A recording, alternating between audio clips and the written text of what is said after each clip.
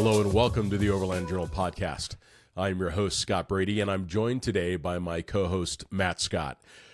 Now, I've got a little bit of a cold, not only on this intro, but during the conversation itself, so we apologize in advance for that. But we are talking about a very cool vehicle, which is the INEOS Grenadier.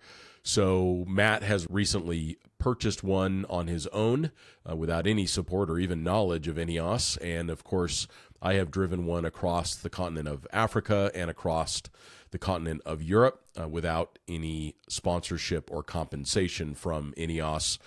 So we've learned a lot in our time owning and driving these vehicles, and we have some insights into core modifications, considerations around the various build sets, so you can know what is the best models or individual options that you may want to consider, just how good this vehicle is with little or no modifications. And we talk a little bit about the competition. We talk a little bit about some of the challenges that the vehicle has, which are few, but the challenges are a little more apparent because the rest of the vehicle is so good. So this is a very open, frank conversation about one of the most important new models to come into overlanding in decades. So Matt, we're going to talk about Grenadiers today, which is fun. I've got a little bit of a cold, so my apologies to... I'm going to have a little bit of a cold tomorrow, but these are the things that we do for our listeners. That's right. We're not going to share the same mic. Yeah, not that. Yeah, so we're talking about the Grenadier. You're driving a Quartermaster, and I randomly bought a Grenadier. Yeah, exactly. Which I have actually been enjoying, and that is the podcast. Yeah, it's so tough. Like, we have to kind of start the podcast with, like, we both really enjoy the vehicles, and it's important to note that, like, the one that you're driving, you did not contact INEOS. You did not. Yeah, they have no. You paid. Well, they know, but they didn't know when you bought it. Yeah, they know now. But like, you know, you went and spent your own money on it. And, I got the car. I traded my Prospector for it, which is maybe a little bit of a weird move. But I was tired of driving something that was so enormous. Yeah, just with how you need a daily driver. Yeah, like I couldn't. Like, we live in Prescott, and we have this little idyllic town square, and I walk my dog there often. One, I couldn't lift my 80-pound Greyhound into the car because it was too tall. The mega, I got a mega cab, and it was just, doesn't fit in those spots. It doesn't fit in any of the spots, and the way the the way the seats fold down, it's considerably higher than the standard cab. Oh, gotcha. And the turning radius was just weird, and I should have listened. I should have listened to Dave Harrington. So he told me not to get a mega cab. So you got a Grenadier because you didn't like the turning radius on your Ram. And they're about the same.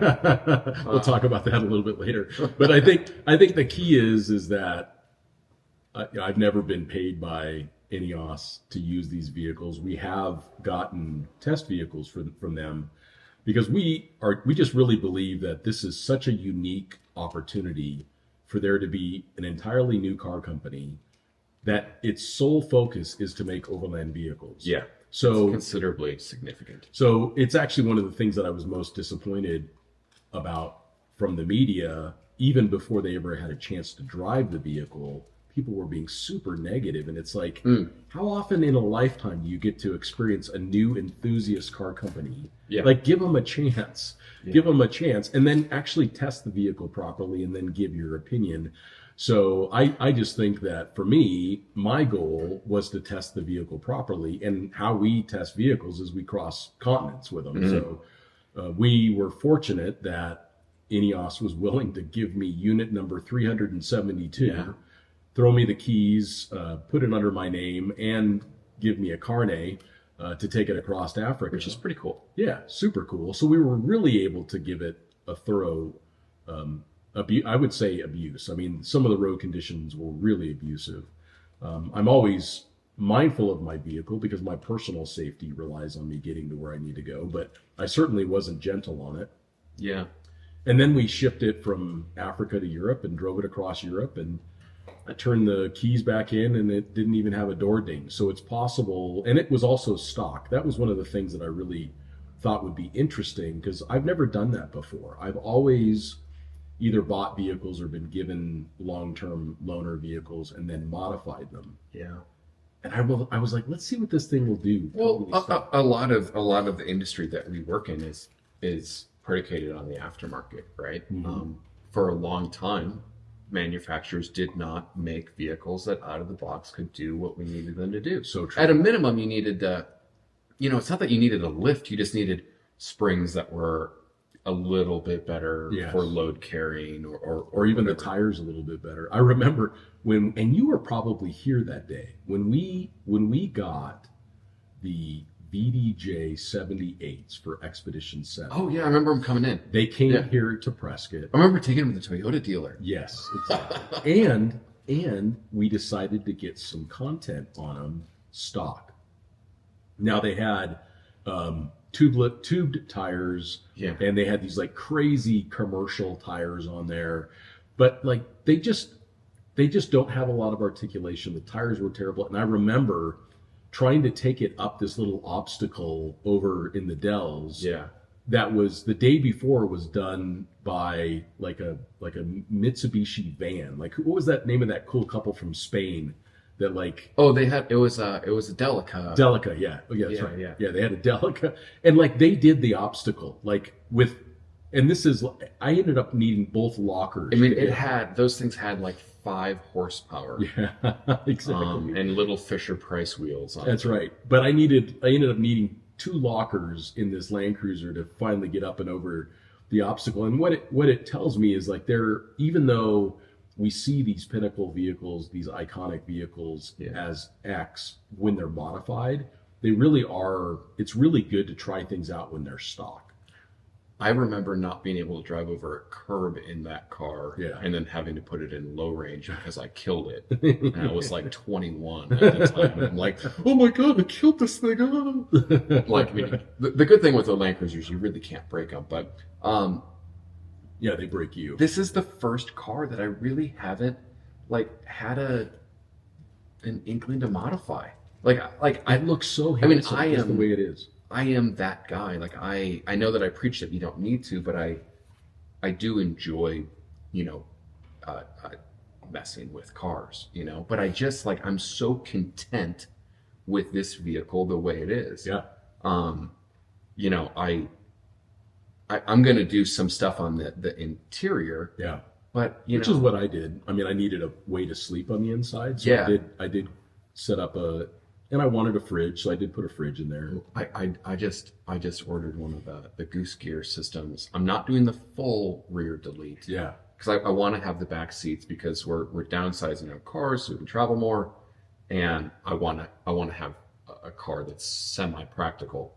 Yeah, you got friends come over, you want to go out to dinner. Yeah, exactly. So I'm doing just like it has one drawer, and then it has a Dometic drawer fridge. Yeah, interesting. On the right side, and then I'm doing like a little GP Factor table because it's really cool and geeky. Those are sweet. Yeah, those are. But after that, I'm like, I don't know, like I'm good. Like I did some Melville and seat covers, I guess. But yeah, and the seat covers for me were a plus on the vehicle for Africa, because it was leather. Yeah, and I have leather in mine. I think that the Melville and Moon is a huge step up. Curiously, and this is just my take on it, is the stock non-leather seats I actually prefer. Yeah. They have like a nice texture to them, but it also suits the car more. It does. Yeah. I think so. Now the nice thing, like I have the cloth seats in the Quartermaster, and I have the Melville and Moon seat covers.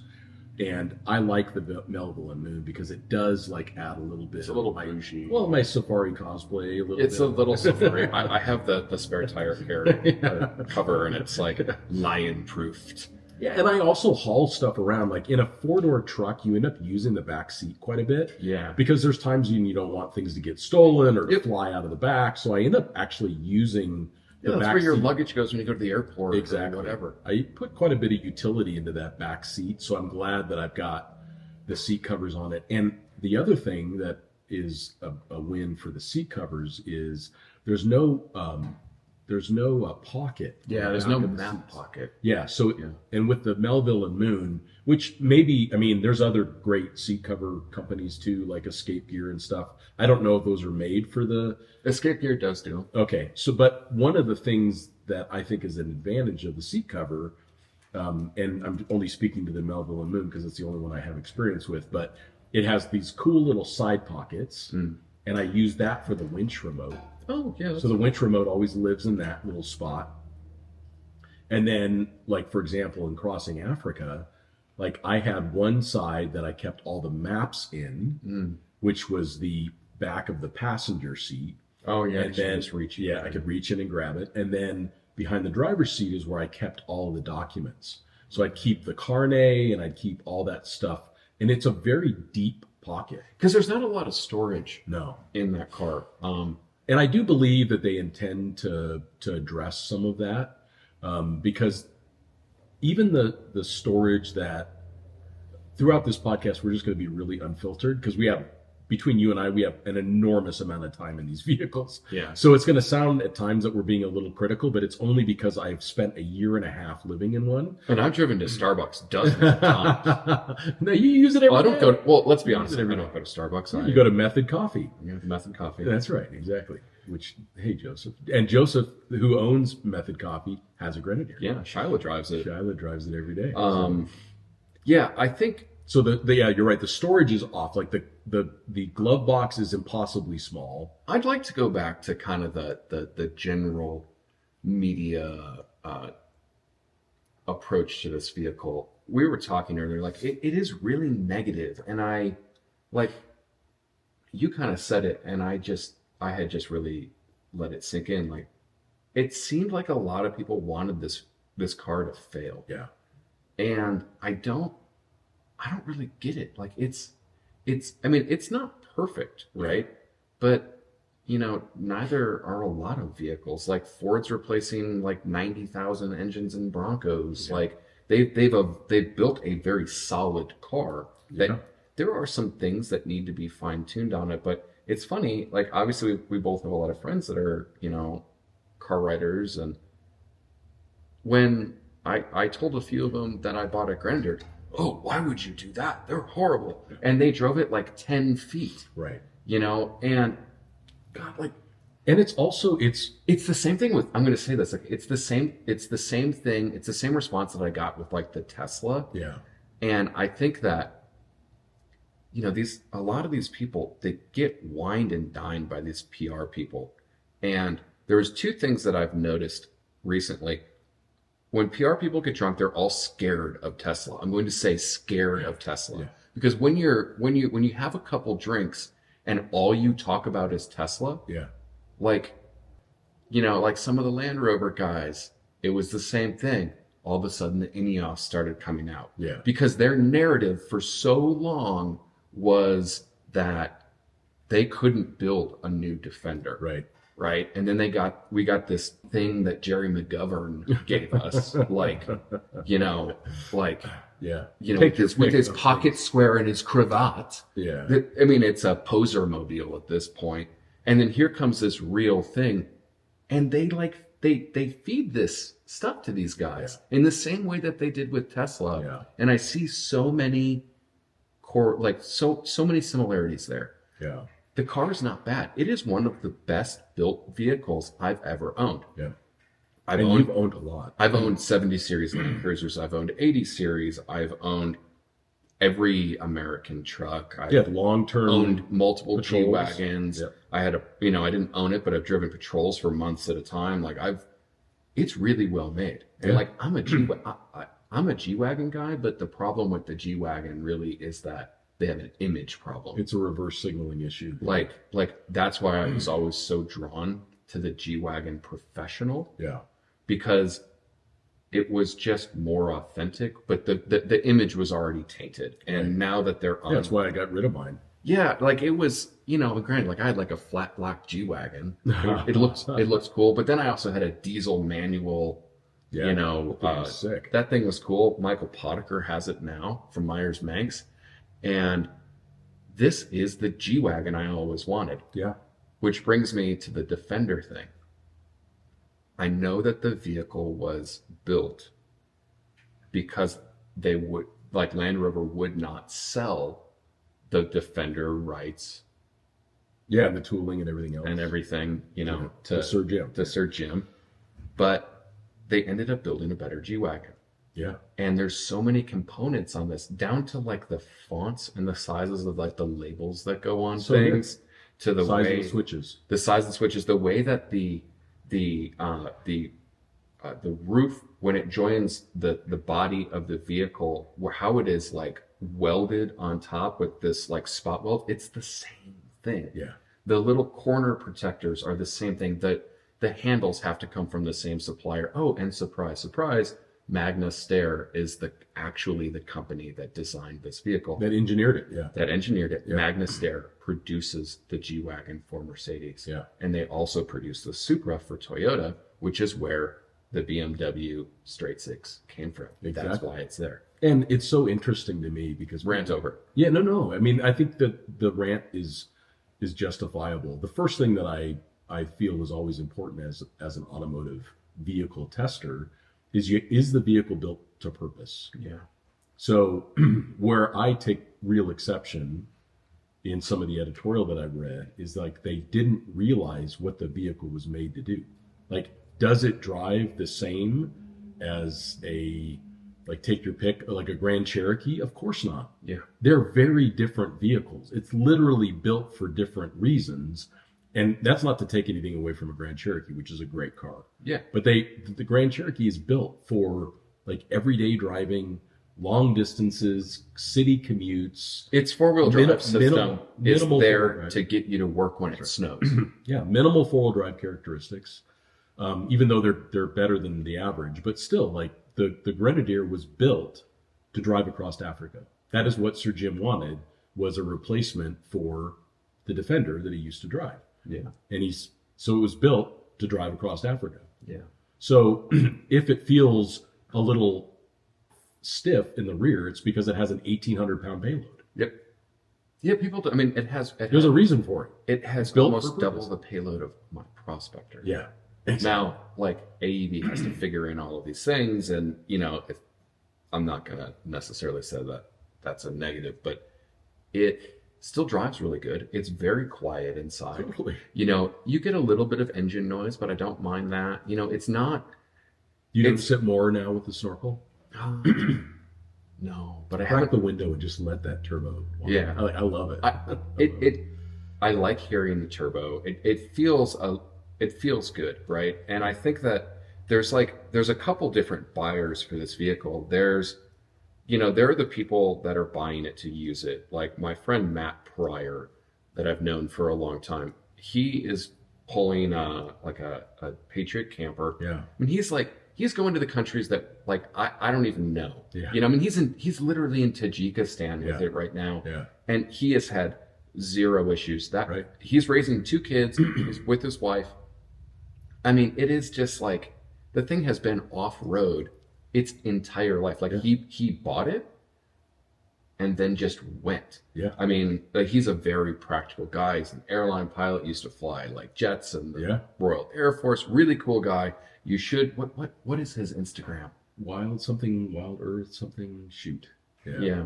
Anyway, we'll put that in the notes on the podcast. While you're completing your rant, I can't remember these Instagram names. Anyways, but for example, he has just like, he's using it. Yeah. You're using it. So you have that customer, right? Which I'm going to be honest is the minority customer. But not that's at the beginning though. Yeah. That drove a lot of early sales. But that's that's the dream of the vehicle, mm-hmm. right? And then you have kind of the people that were looking for a Jeep and they're looking to really modify it. And I do think that those people are having some problems with the Grenadier.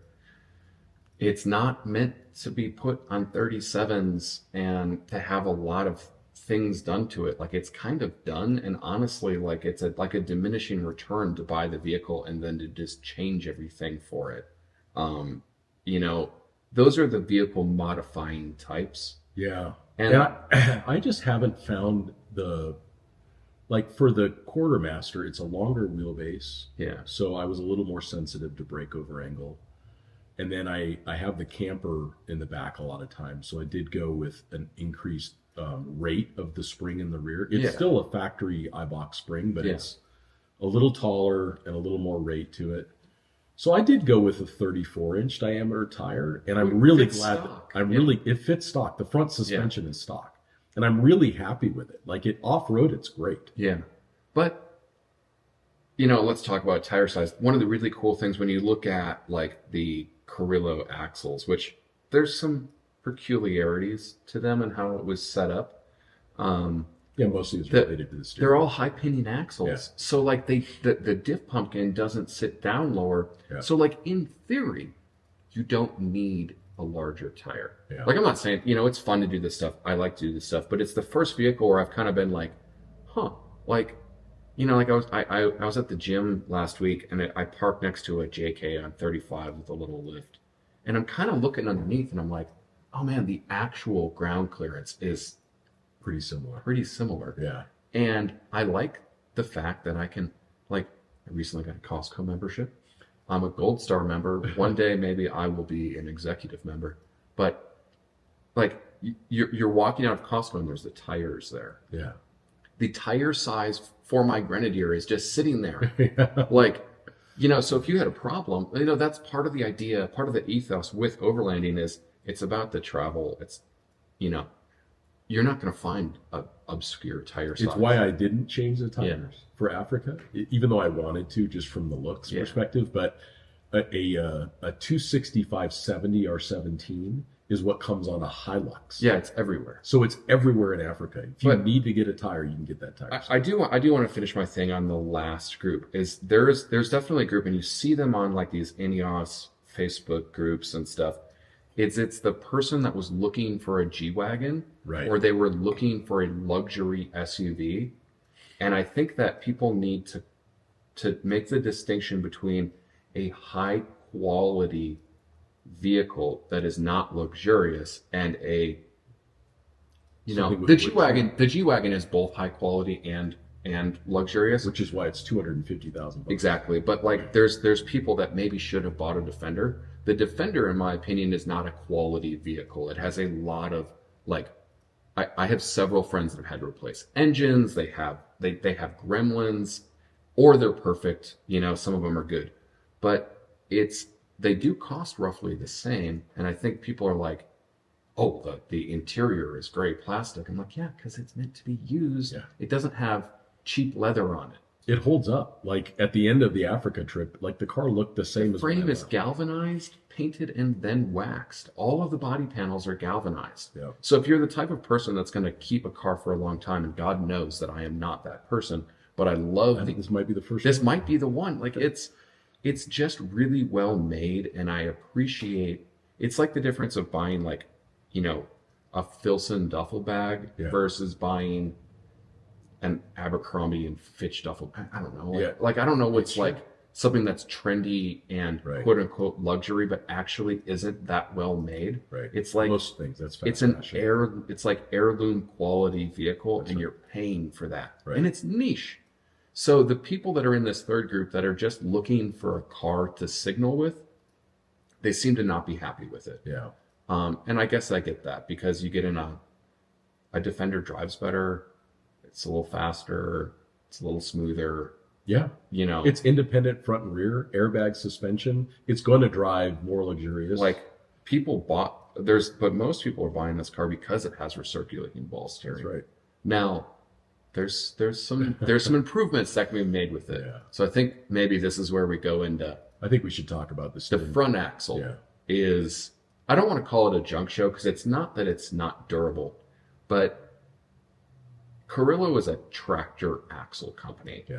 They also do things for like the Iveco Daily 4x4, which is kind of like a heavy duty sprinter in a lot of ways. So they designed their axles around like zero caster. And the way, what that means is, just think that the axle is completely level, right? That's because of like the pinion bearings. That's right. It has an inner and an outer pinion bearing. They both have to be lubricated. So the thing wanders, right? The alignment from the factory, from the dealer, I'm convinced mine had no pre-purchase inspection. The alignment was off the moment I got it, but I bought it on a Sunday and I didn't want to have to deal with, like, I had just been sat in a room and talked about a low jack that I needed to have for like an hour and a half. And I'm like, to the point where I was like, just leave it on the car. I want to get out of here, but I'm going to take it out and I'm going to run it over. Oh, well, you can't take it out. Our mechanics aren't in here. It's attached with a positive and a negative. Yeah. Here's my mother. Yeah, right. Exactly. So I know where the battery's at. So the dealer experience for me was average at best. You know, I mean, it was somebody that would be slinging a 30% APR Nissan Altima to somebody who sold me my car. They didn't do anything bad. Brand new dealer.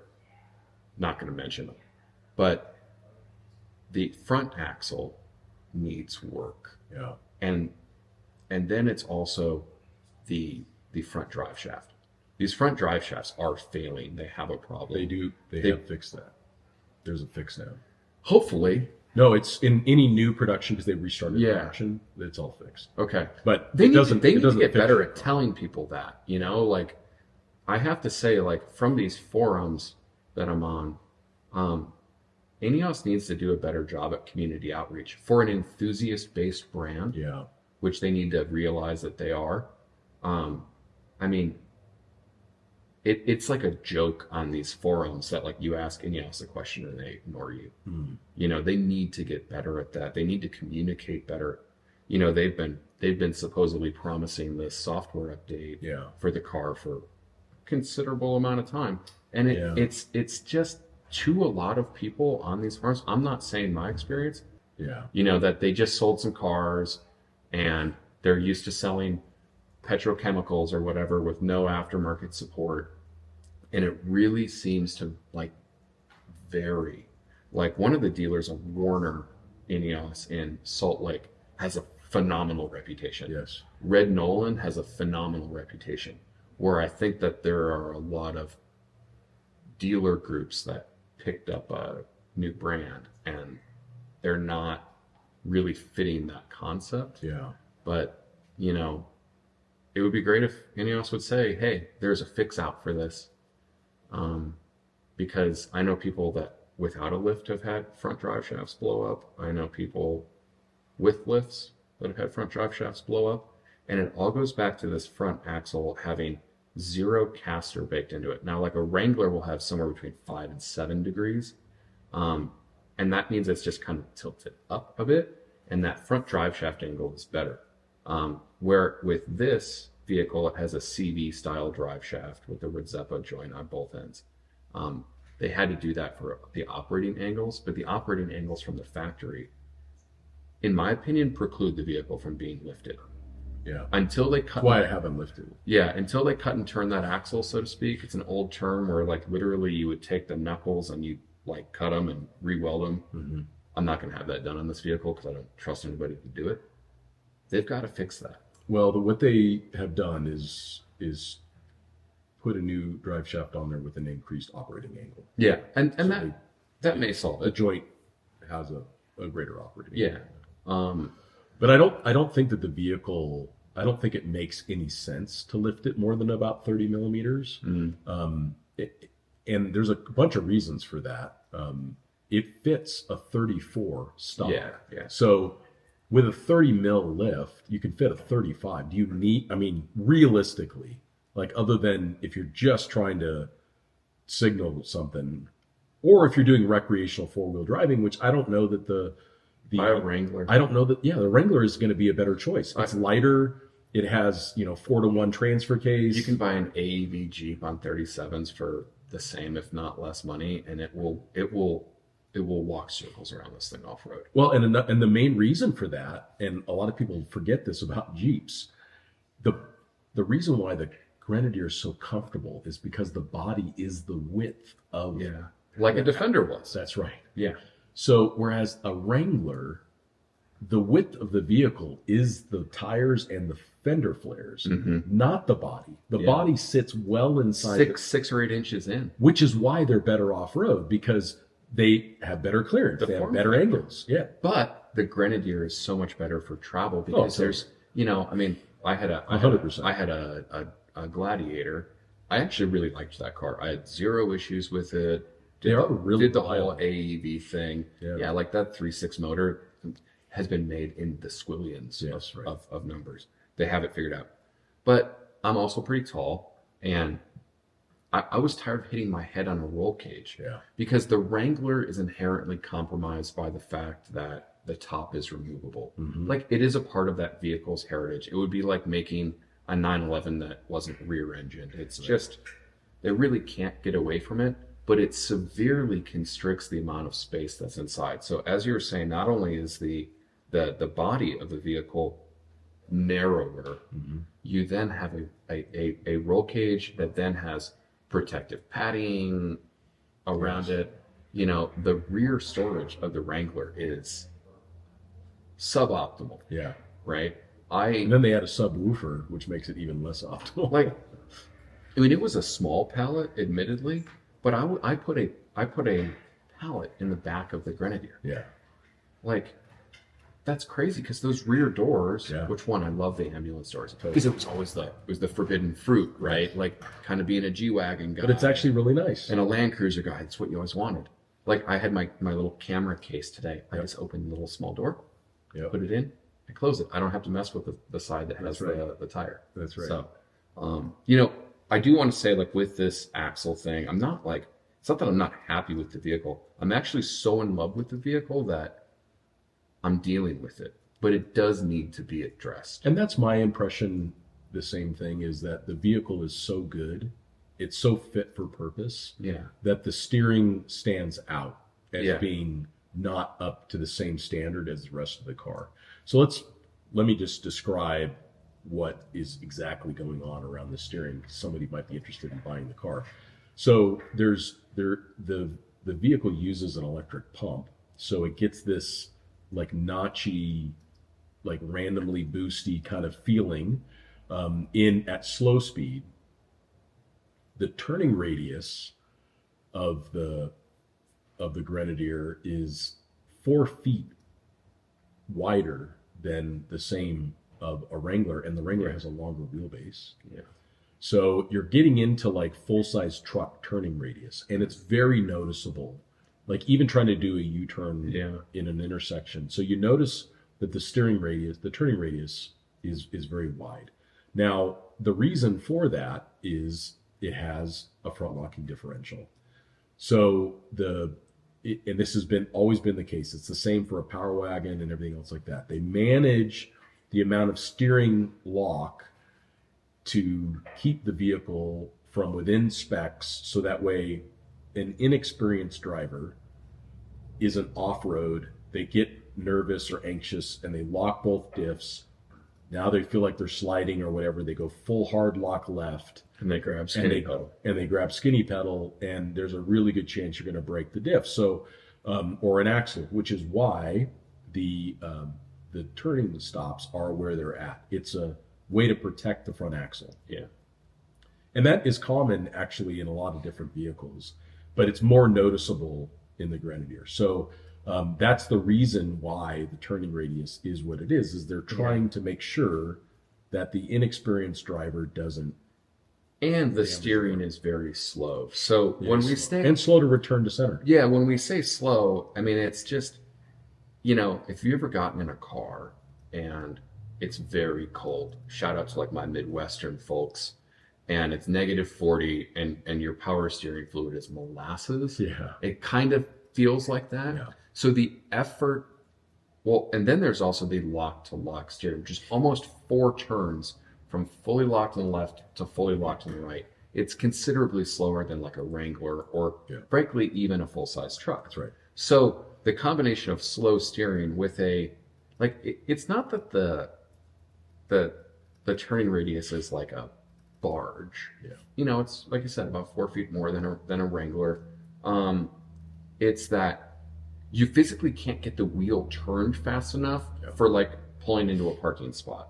So that's where you end up doing this 3-point turn, because you're trying to turn a pot of molasses, and what you're turning with isn't super great. And if you do a U-turn in an intersection, you need to accelerate for some reason to save your life or whatever. Like the steering is slow to return to center. Yeah. So most steering will like kind of naturally spin back to a center state, and that's mostly dictated by toe, to a lesser degree caster. So toe and caster are things that are set by the factory that don't lend themselves towards optimal steering performance with what the vehicle has. So an owner may choose to make some changes to that may improve the overall steering. I went to a little over 2 degrees of caster on mine, and it significantly improved how the vehicle tracked. We didn't adjust toe. That's something that I do need to work on. But like the toe just helps center everything. It's almost like you're skiing, right? You wouldn't ski with the tips of your skis pointed away because then your legs would go in different directions, or even just perfectly straight, because then you're gonna kind of be a lot of susceptible. You want a little bit of those tips pointed in because it's a little bit of stability. That's right. But you know, I mean, that can does add stability, and it also adds to directness. It helps the vehicle handle more directly, and more predictably. So, but we have to give the other side of the coin. Off-road, like which I've done thousands and thousands and thousands of kilometers off-road at the Grenadier. The steering is fantastic. It's really solid. It doesn't kick back. It feels really strong, and I've hit some stuff harder than I should have. So the steering off-road is low fatigue. It feels really confidence inspiring. It feels very durable, and it is very durable because I didn't have any issues. If you look at the steering components underneath, they're the size of a full-size truck. I just bought the tools to kind of start messing with like my drag link and some other things. The lock nut on the drag link is 46 millimeters. Yeah, exactly. Like I looked on Snap-on, and it was the cost of a firstborn, so I like got some on Amazon, some little what do they call those? They're just the wrench head. Yeah. Crazy overbuilt. Yeah. I mean, like I have an F550 in my garage with the earth roamer, and it's bigger than that. Yes, exactly. I mean, it's considerable. I also have this suspicion, I don't have that many miles on mine, but I have this suspicion that the components are starting to kind of wear in, and the steering feels getting a little bit better. Like it's very tight, like almost like the preload on it. This isn't, I'm not saying this to be factual, but it feels like the preload on everything is very tight. But that's also how you're going to get a long service life. That's right. right. I think they were aiming for a 25-year usable service life, which is also the specification of the heavy-duty Land Cruisers. So that is the 70 series. Yeah. And you, after having crossed 2 continents with the Grenadier, the steering felt better than the day that I got the car. Yeah. So it really does hold up. There's a lot of durability there. It is a great steering feel off-road.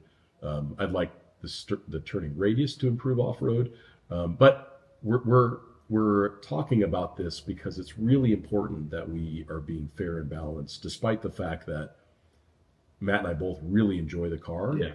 And it would be either this.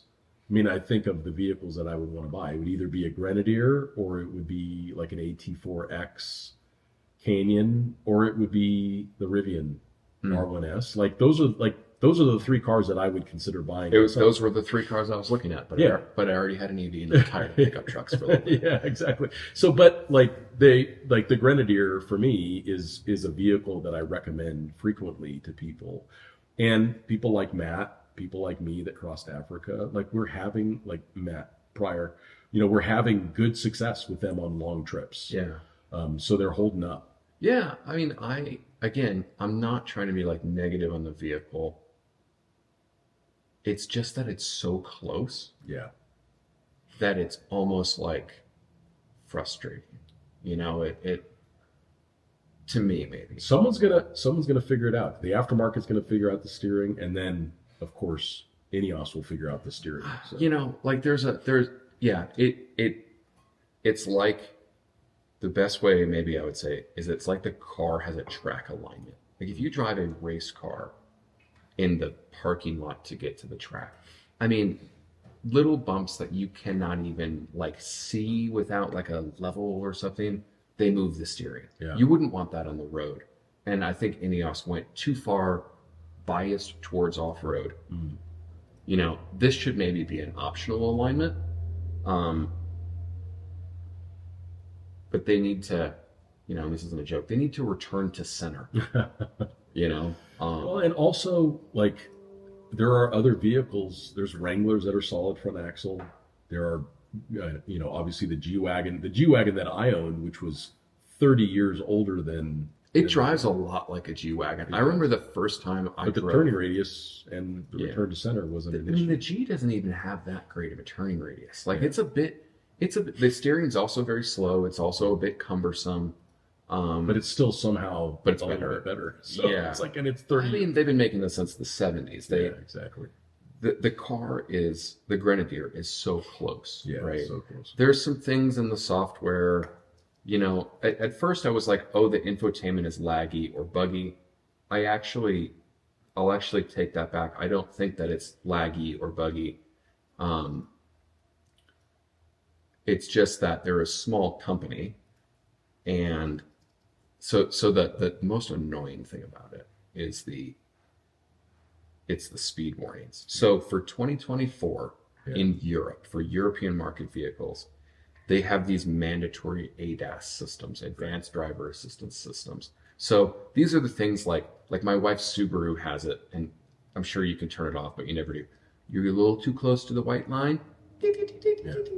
And then, but the annoying thing is the vicious speed alert system or speed warning or whatever they call it. You go 55.1 miles per hour, right, and it starts dinging at you. So you can, and my dealer actually did pre-program this. It's like a click, click, The click, favorite button, you go there, and that favorite button's a little laggy. Sometimes it doesn't pull up where you can turn it off and you have to turn it off. It's part of getting in the car. That's another one of the things where, whether that's dealers that are promising this to people, and car dealers or car dealers, like used car salesman is a used car salesman is a joke for a reason. But we're going on a year of them not fixing this problem for the US market, and there's no communication on it.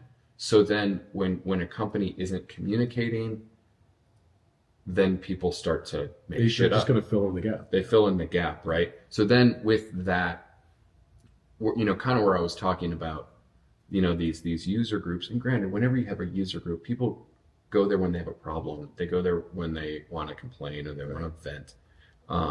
Again, I think a lot of it's dealer dependent. There's good dealers. There's dealers that need to get better. They need to communicate, hey, we're either going to fix this or we're not. Right. Because it's been so long of it not being fixed that, again, that concept of where it feels to some that INEOS is ignoring the end user, that's where it starts to come out. Yeah. And I wonder how much of that was from the production pause that they had to do. And yeah, it's hard to say. I mean, fortunately, there's a bunch of positive news in the sense that, the quartermaster will be here soon. The U.S. is starting to hit dealers. Yeah, the U.S. market has totally exceeded their expectations. Yeah. So again, like, poor information, people will be like, oh, there's so many Grenadiers on this lot, they must not be selling. That's false. Anyone who's told you that is lying. Yeah. It's the fact that the U.S. is doing so well, they're sending more here. So the U.S. market has performed very well. And I'm excited by the fact that a vehicle that's built for overlanding is going to sell nearly 10,000 units in the first year. So that's pretty exciting. They're about to deliver their 25th thousand, and Mercedes sells 25,000 G-Wagons a year. Yeah, exactly. So, that's significant. I'm just so like, I got this right at the time that I bought one of the new 911 Carrera T's. Yeah. And it totally stole the thunder from the 911. Like, I actually like I have these two amazing cars, and it's like, what am I going to drive today? And I'm picking the Grenadier more than the 911. Yeah. Like, what? Yeah. Like, that's so weird. It's charming. It's just, and it's nice to have, and the 911 is the same way. both of those cars are built to purpose. Yeah. Like the 911 is a great, you can drive it every day, but you can also go run it on track if you want. They're similar in ethos in a lot of ways, right? They're enthusiast cars. They're a little bit different. Like you don't a little quirky. Yeah, like, you know, if you want, I mean, the 911 is very well engineered and it's very well developed as a product. Yeah. The Grenadier is at year 1. I know. It's at version 1.0. Right? So, you know, the axle's going to be a quick fix. Yeah, they're going to sort all that stuff out. There's no And question. then you're going to have this wonderful, charming car. Like it, where I was kind of saying, like, I know that the lineage of this kind of maybe starts with the Defender, right? You go to the Grenadier pub in London and, you know, he's still got pictures next to the Grenadier of his Defenders, right? Emotionally, I haven't had a car that has like tickled my fancy this much. Honestly, maybe since my last Land Rover stuff. You know, it's charming. I like also that people don't really know what it is. Yeah.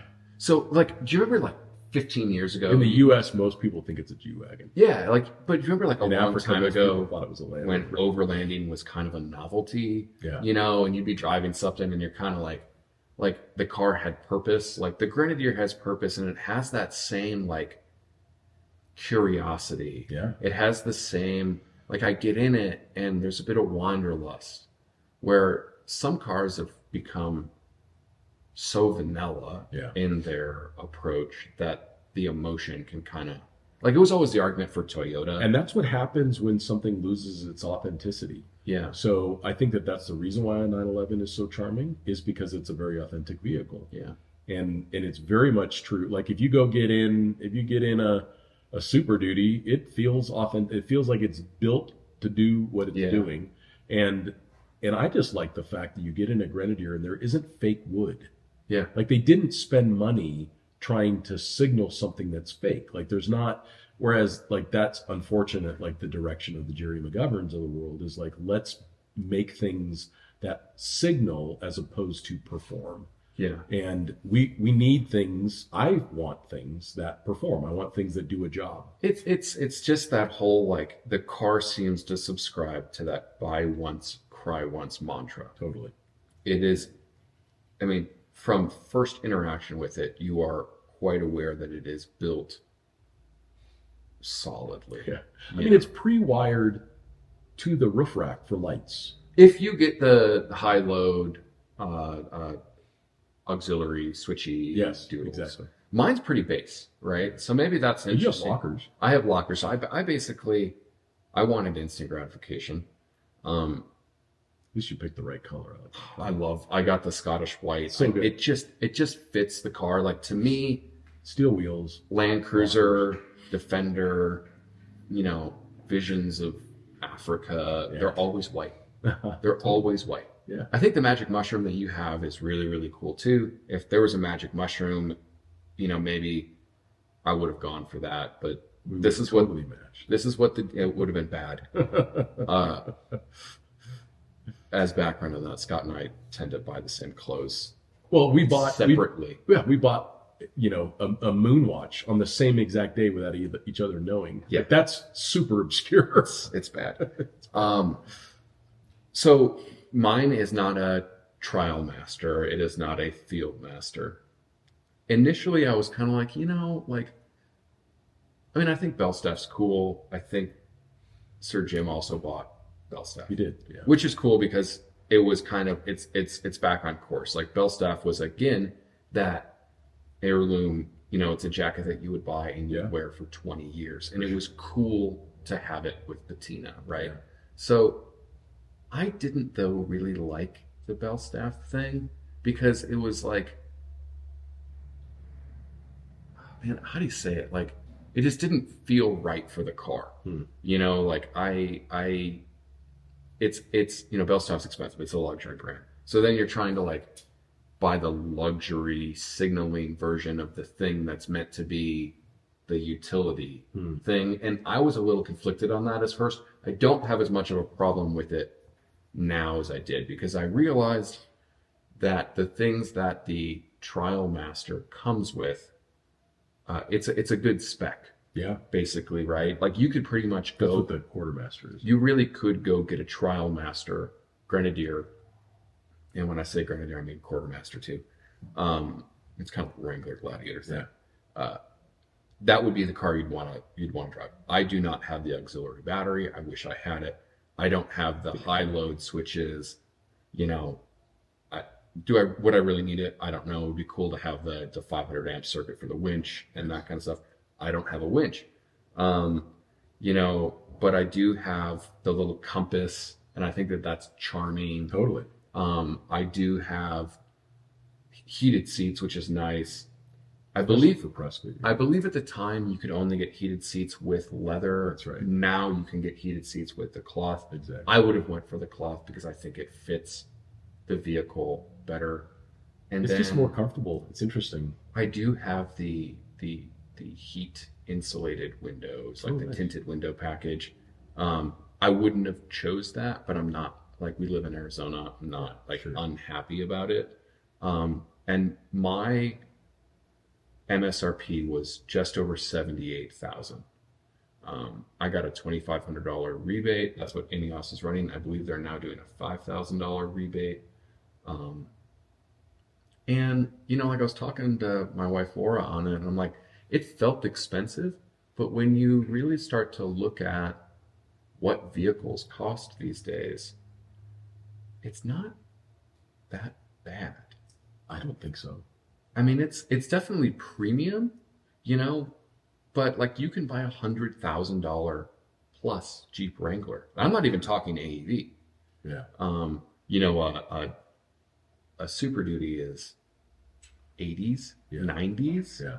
You know, things got expensive, and I do think that some people with INEOS, when they launched this concept, this was pre-COVID. I think they launched the project in 2018. Yeah. Maybe it goes back a little further because these things take time. They were targeting like a $50,000 price point. Well, $50,000 then is 70 now. That's right. With you just do the calculation Like of the inflation. Yeah. Yeah. I mean, it sucks that this happened, you know, but maybe it's a controversial topic, but INEOS is not responsible for global inflation. Right. Exactly. So, And they're also not going to sell something for more than they need to because they're going to not hit the volume numbers. Yeah. They're trying to be competitive. It's just expensive to make a low volume niche vehicle. Heirloom thing. Yeah, Like it's you know, expensive. it's like buying a pair of Japanese salvage denim. Yeah. The concept is that you don't buy 10 pairs of jeans, you buy one. Yeah. You know, it's really well made. Yeah. And I just think, you know, I know maybe in the start of this podcast, middle of this podcast, I don't want people to think I don't like the car or that I'm frustrated with it. I'm just passionate about it. Like I wouldn't get worked up if I didn't give it. Yeah. You know, like it's so close. It's great. I love driving it. I love the interior. You know, maybe I wouldn't have chose gray plastic. Maybe I would have chose black plastic. You know, but I dig it. Totally. I like the seating position, although the seats do need a lumbar. You know, it's at that. That was surprising to Like- have a Recaro without an adjustable. Well, and it even has in the side panel for the seat, like where you would have your electric adjustments or whatever. These are manual seats. It actually has a cutout right. for what would be adjustable lumbar. I think they were just glad to get the seats at all. Yeah, well, and So maybe and that'll be fixed. for those that don't know, INEOS had a shutdown Scott had mentioned, and that's because Recaro filed bankruptcy, and you can't sell cars that you can't have seats for. And when you're a small manufacturer, Right. you Well, know, and it's also what you would see in these forums. They'd be like, just there's plenty of seat manufacturers.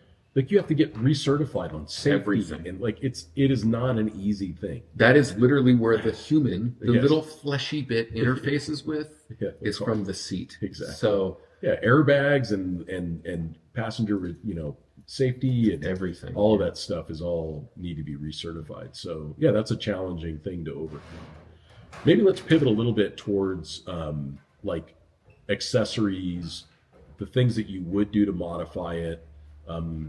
Maybe like the things that you think I did add a snorkel. Yeah, and that's a factory option. It's a factory option. I bought it on eBay for like $200. Yeah, and I installed it. It took me exactly 1 Miller Lite to install it. Yeah, there you go. Make sure that you have good torque wrenches. It's not a problem with the hardware. I had like some Wera torque wrenches, and I've just noticed they're a little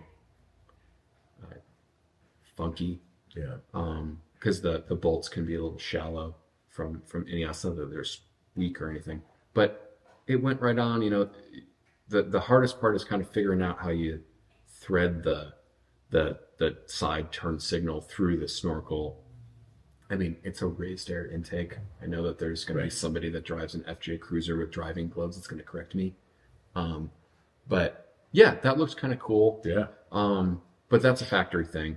I'm doing the goose gear on mine. Yeah, nice. And I'm doing I think that's going to be cool because, like, in theory, I can fold the seat down. Like, you actually get a little bit more. Like, I can actually then. I'm thinking I can almost get a regular pallet in there because it's above the wheel arches, which will be kind of cool. Yeah. And then AJ from GP Factor makes this really cool little table that is on the rear door. Now, INEOS does have their own little table for the right side door, but it's not. It's a dealer fitted accessory. So then you're getting hit at $250 an hour to install it, and you can get this better one. So I'm doing that. But you did like the Nomad wheels on yours. I did, which I think look really good. I think they're great. Yeah, they look like the Steelies, but they're aluminum. I like how they kind of like the way that they dish. I like that look.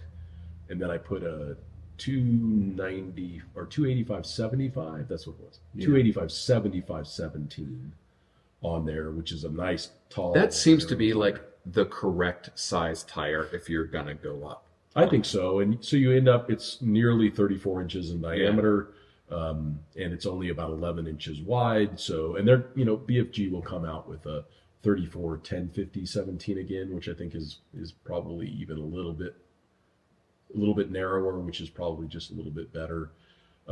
I do like there's a couple different companies that are making sliders that go in place of the plastic body cap that goes on there, so they fit up tight like that. Oh, that's cool. Yeah, so I do like those because you end up with better ground clearance, like the factory like sliders. the Wrangler has, where it's like an extruded shape and exactly strong as heck. And that's what I think the vehicle needs, because then you maximize your ground clearance. The factory sliders are actually super strong. I hit them on plenty of stuff, but they do sit a little lower. So I like the fact that those sit a little higher. Yeah, the sliders. The factory brush guard I really like. Yeah, so you can order that. It's an Australian spec item. Right.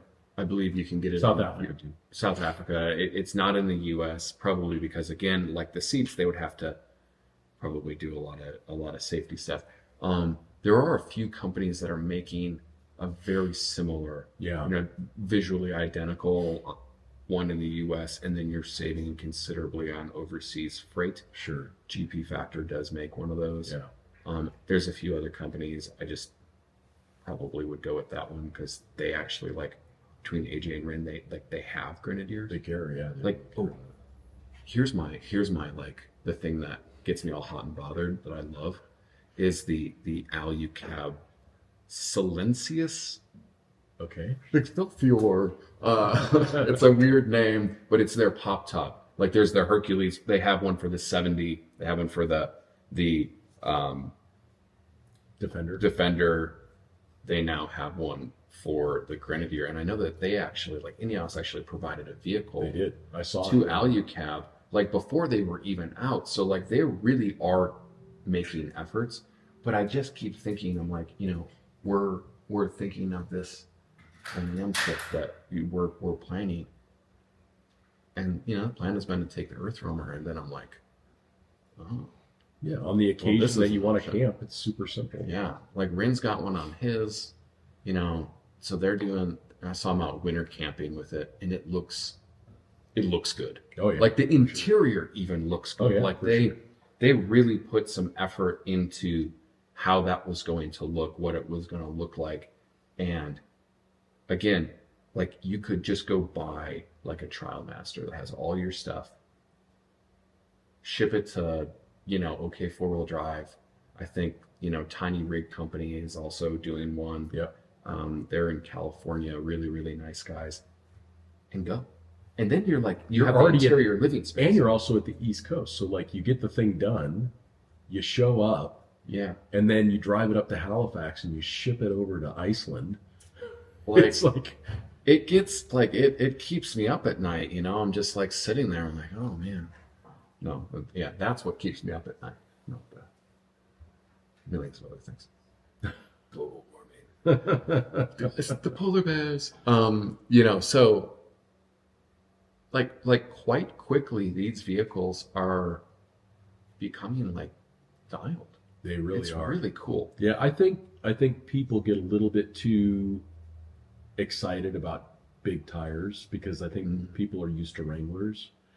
And I would just really recommend avoiding that. Like go tall and narrow. Yeah, it's just like I just imagine like there's the keyboard. How fit 35s? Yeah, right. It's like the first thing people. It's like buy a Jeep. Yeah, this is a travel vehicle. Yeah. So you want it to remain as much like that as possible. And I was just really impressed by the fact that like a roof rack's a good idea. Then you have some reserve capacity. For me, I use the roof rack to carry fuel. There are fuel tank options now for the vehicle. Now they're not EPA. Yeah, you gotta be careful with that. Like, Well, but this is how I would look at it. To your example of shipping this thing to go drive around the Yeah. world, you get it to OK 4-wheel drive. You get the top installed. You install the fuel tank, but you don't connect it to the rest of the system. Yeah. So it doesn't affect the EPA registration. And then as soon as you leave the country, then you can use it. yeah, I know that it's a bit of a gray area with them. I've had people tell me, no, it's a fuel transfer system. It's fine. It's fine for a diesel. It is not fine for an unleaded. I've had people with gasoline, manufacturing these things tell me that, but I just have I'm not not buying it. I have not been able to find anything that says it's okay. I'm not buying it. I know that there are very specific certifications that are on a product level that have to happen from my research. Yeah. So just don't use it in the U.S. Yeah. When you go down to Baja, fill it up. But I'm not getting horrible gas mileage. No. Like That's another reason not to over modify it. I took mine to the Las Vegas Grand Prix for F1. Like we're staying at the Wynn, they parked it next to all the hot Ferraris and stuff because they're like, "What is this thing?" Yeah. And I'm like, Thing's cool. Like, wait, you parked it here? What? Well, I'm like, okay, cool. But I got like 18 miles to the gallon, Yeah. and I'm like fine with that. Like I do, it's not a car that I feel the need to drive quickly, although it is surprisingly fast Quick. for what the numbers suggest. On paper, it has less horsepower than a Jeep Wrangler. Yeah. It does have more torque. It is considerably faster. Like Laura thinks it. She's like, "Oh yeah, it's fast." Oh yeah. Because it's usable. Like that mid-range is very beefy. And the transmission is just perfectly matched to the engine. It's money. It's totally money. I mean, like the Tacoma has better numbers. The Canyon has better numbers. Like, I'm sorry, it's not even close. Like it's It is one of not those even things. close. They always say like German horses are bigger. That's how I would describe it. It's a straight six that's got a turbo on it, and it's a great transmission. It just works together to be very drivable. Like there are times, like, okay, and as an example, Quartermaster with 34s, a Scout camper in the back, and stuff for events, and I needed to get on it around this corner, and I lit up the tires. Like, I mean, I did like a proper Scotty, round the corner, full throttle. I mean, it smoked them because of the center diff was unlocked, right? Yeah. So It like lit up a tire. It's quick. Yeah. And like, again, like I like it. I find that the Grenadier it's like an enthusiast vehicle that feels very practical. Yeah. It's like, I was 3 when the Defender 110 came out in the US, so I couldn't like walk in and get one. I was 7 when the 90 stopped being sold. We never got the 70. This to me just felt like, okay, like this was my opportunity to like have that experience, to buy a utility focused vehicle that was very well made. Yeah. I love the size. I mean, it is dimensionally nearly identical to a Wrangler. It's just more efficient in its use of space. If you're buying a vehicle to do the Rubicon, buy the Jeep. If you're buying a vehicle to drive around the world, buy the Grenadier. For sure.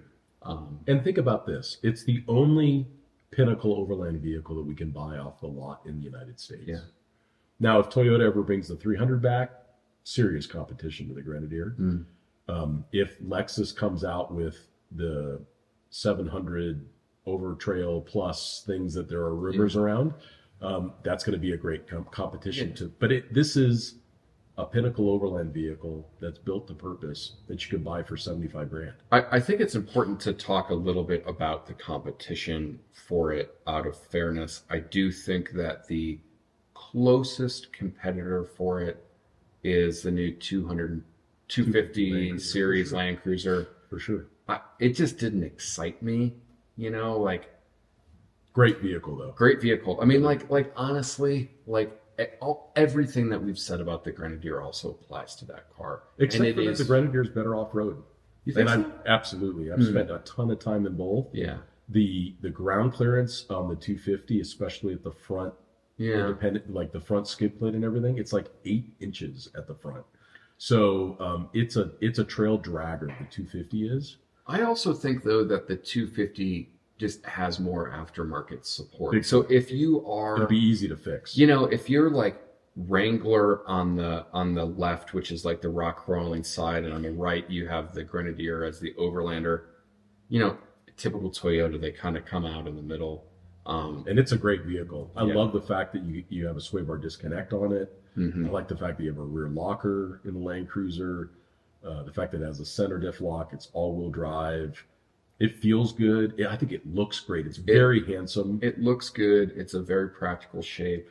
The GX is another great competitor. The GX, yeah. I mean, the Overtrail Plus or the Overtrail even more off-roady. It's just, they just like Lexus with the GX is so good at hitting hot moms. Like it always has been the hot mom car, and now it was like the Gen X hot mom car, and now it's the like each generation of that car has been the hot mom car for its respective generation, and now you see that like the millennial women love that thing. There's like maybe 10 of them running around, all moms. But it's a soccer mom car to me. Like the Lexus it will never get rid of that image. I think the Land Cruiser is way cool. I know how much you love your wife. I have never seen your eyes straight. I have never. Well, I'm looking straight and I see them come by. But if you want to look like a soccer mom, buy the Lexus. No, you're like, there's look at nothing that will look convince at me cool otherwise. GX, and then you're like, oh, there's it's attractive, something that you notice. Attractive person that's driving it. So you do have the soccer mom version of the Land Cruiser officially now that we get the Prado. Yeah. I still call the 250 the Prado. It is a Prado. Yeah. Maybe that doesn't mean anything to people, but anyway. Which isn't a bad thing. I digress. Prados are super popular everywhere in the world. But what else? There's really, in terms of competition, I mean, I guess inherently the Wrangler is kind of there. I think so. I think the Wrangler, I think that Stellantis has a problem. I think that their entire product line is outdated. I think that, where the JL was like an evolution, not a revolution of the JK, it looks dated now. Yeah. The driveline's dated. Then they're doing some like weird stuff where it's like, oh, you have to have a manual transmission with the V6 because we're going to force you into buying this Alfa Romeo 2-liter that nobody wants. Like the Europeans are going to ruin Jeep. Yeah. Like this, maybe. Yeah, probably. Like that, their product line's pretty dated. The Bronco is definitely up there. I would say that the Bronco is one of the closest competitors to it. Yeah, the Bronco is pretty cool. Again, you have that compromise of the. Are you going to rant on the Bronco now? I mean, Let's talk about the interior. Let's talk about the plastic in the Bronco. On the Bronco. like, it's just so cheap, man. The thing is that it costs about the same as a Grenadier it does. or whatever. It does. But I mean, like, I've never been able to scratch the interior plastic of something with my nail. Yeah. Like it should come with a holder for your sunglasses that says white sunglasses only. But it's a Ford, right? So it's always going to be a good choice. It's a better vehicle than the it's a better vehicle than the Wrangler because the Europeans have ruined the Wrangler. I do like the Bronco. I think the Bronco is actually really sweet. Yeah. I'm just not the only Bronco that I don't like is the Raptor. To me, It's like the JL and the JK grew up. Well, I guess it was a JK. They grew up when they had the color matched top. Yeah. And they still haven't done that on the Bronco, so the vehicle just looks old. Yeah. And a little dated, and they're having problems with the hardtops cracking and all of this stuff.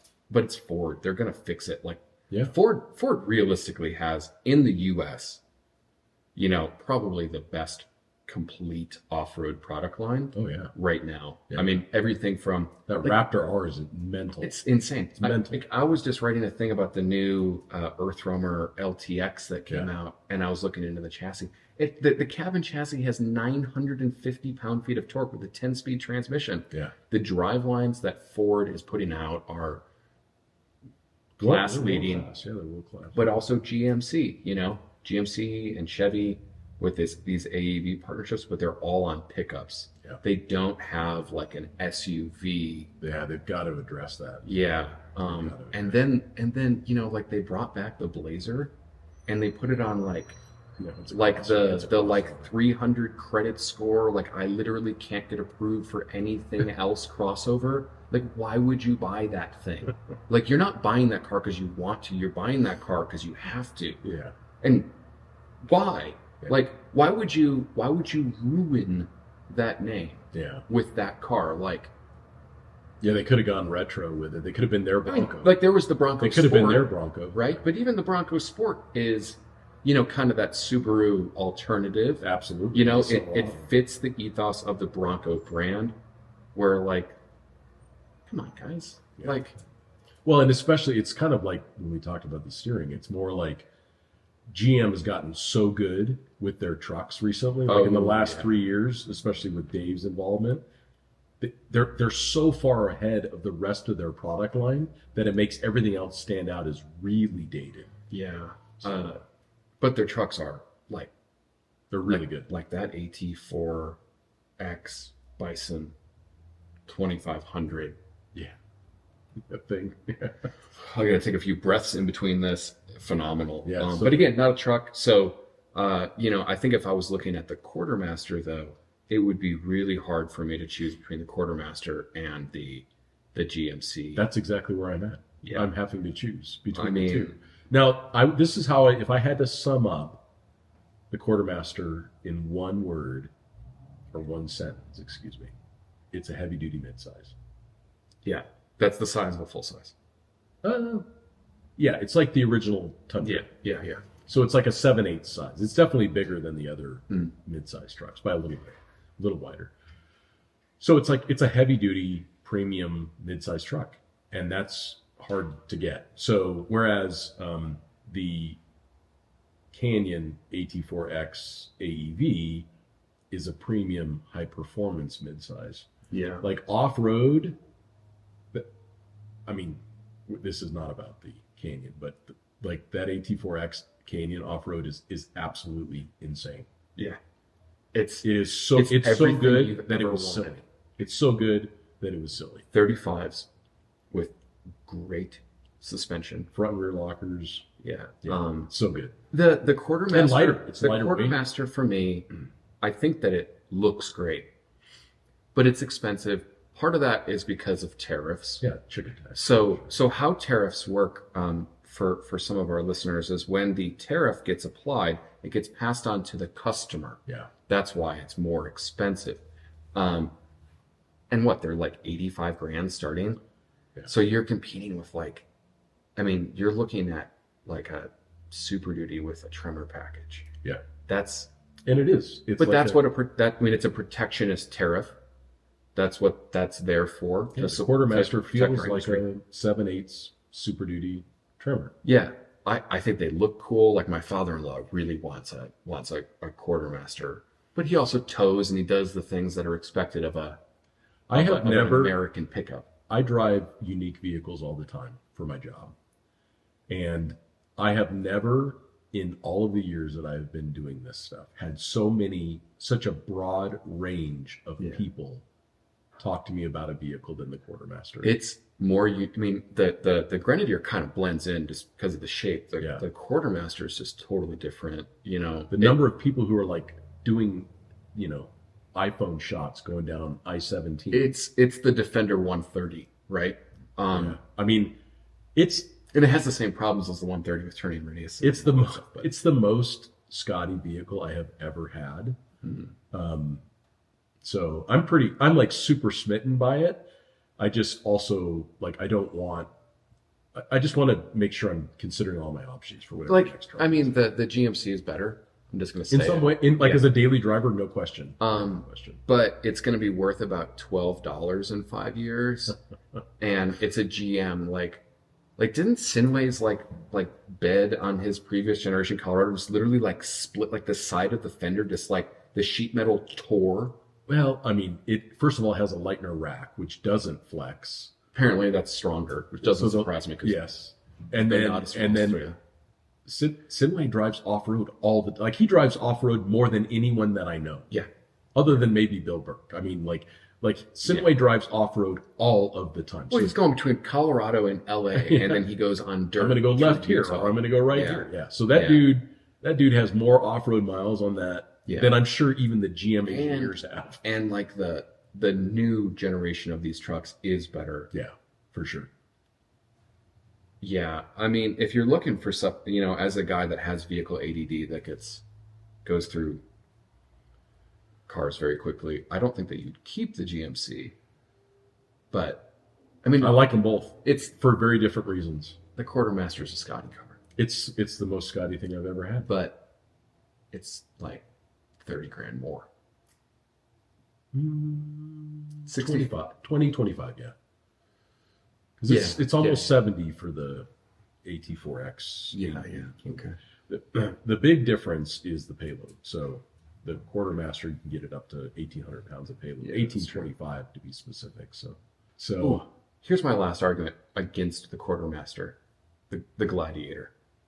It's half the price. It is half the price. Literally, like you go to the Jeep, and it's not half the vehicle. No, and it has great payload too. Like if you get here's the hack on the Gladiator, you don't get the Rubicon because then you get the 4-to-1 transfer case, all that other stuff. Yeah. You go and you get the Willys edition. Oh, okay, yeah. So the Willys edition has a rear locking differential.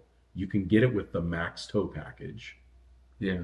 And so you end up with like a 1,700 pound payload with a rear locker and the heavy duty axles. Yeah. I still think that for 45, 46 grand. I still think the Gladiator is a good choice for international overlanding because totally. I mean, it's sold everywhere with that 3.6 motor. Yeah. ZF Trans. The parts are cheap, they're affordable.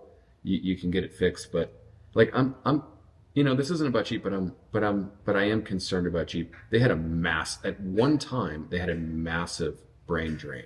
Right, so they lost Mark Allen. He retired. They lost Taylor Langles. They lost Chris Benjamin. All of the people that were making that great either retired or went to. I think all the people at AEV now too. Yeah, that used to be all the people who created the Rubicon package, or half of them are at AEV. Yeah, so there has been a big brain drain. So, but I like my Grenadier. You like your Quartermaster. Yeah, and I loved driving the Grenadier across Africa. I wouldn't change a thing. It did. It's a car that you would want to take on a trip. It's interesting enough to keep your attention. There are some flaws with it. It is a first generation vehicle from a new car company. It is like a solid B+, but that's great. Like it's brand new. And I think that It's like version 1.0. you know, like I want to like thank Sir Jim for doing this. Like there's a car has never existed that's more me. Yeah. Or more you. Yeah, for sure. And it takes cojones and some money in the bank to make this happen. And I wanted to support it. Yeah, for sure. So thank you to INEOS in that regard. And I think from international travel, I want to touch on two things before we wrap this up. But for international travel, the Grenadier is built to purpose for that, but it's not desirable as a vehicle for theft.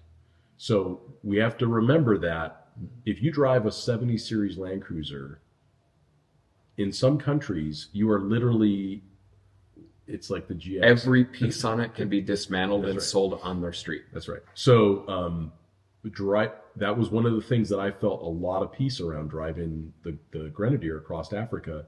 No one knew what it was, and no one would be able to do anything with it. They wouldn't be able to part the car out. They wouldn't be able to sell it. They wouldn't even want to be driving it around because you would be driving the only one. Yeah. So even as they become more popular and people use them to cross Africa, they're going to still be super obscure. Yeah. So I think it's one of the safest vehicles that you can drive internationally. It's safer than the 70 series in an accident. Yeah. It has better safety systems than the 70 series, and it's not going to be desirable for theft. Yeah. It would be hard to steal because again, with the 2024 ADAS stuff that Europe mandated, there's also some security features that are quite robust, like robust enough that, for example, Porsche had to stop selling the 718 Cayman and Boxster in Europe because they could not get it to meet the specifications. This is Porsche. Right. So this car with the BMW kind of piggyback on technology has all of those things. Imagine someone... And it has a key. Like it has an actual key. Yes, exactly. And imagine someone hopping in it and trying to figure out the shifter. Yeah. Like 9 out of 10 people who get into figure it out. Well, yeah, 9 out of 10 people who get into the quartermaster can't move it.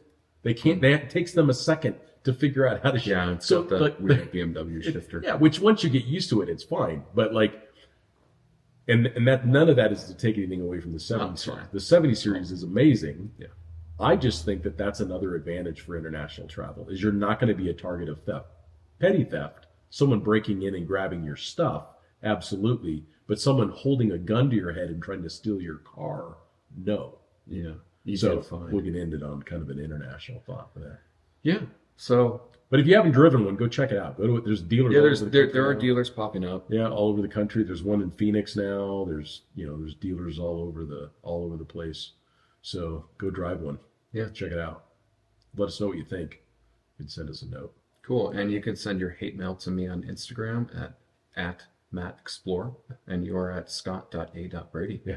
Don't send the hate mail to me, to Scott, because he's kind of my boss in that regard. No, not at all. No, we love it. And we thank you all for listening, and we'll talk to you next time.